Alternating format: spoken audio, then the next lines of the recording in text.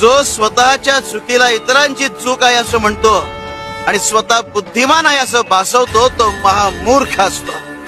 स्वतःची चूक स्वीकारा आणि शहाणे व्हा. शिव शंकर शंभो.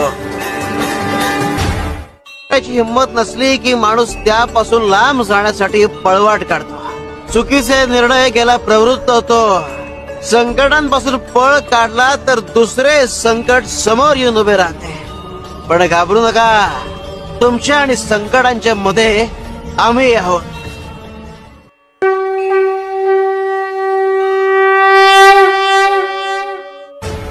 संस्कारापेक्षा मोठी श्रीमंती नाही आणि प्रामाणिकपणापेक्षा मोठा कुठलाही दागिना नाही. ज्याच्याकडे या दोन्ही गोष्टी असतात तो खरा भाग्यवान. गुरुचरित्र तुमच्यावर माणूस म्हणून जगण्यासाठी ते संस्कार करते. शिव शंकर शंभो.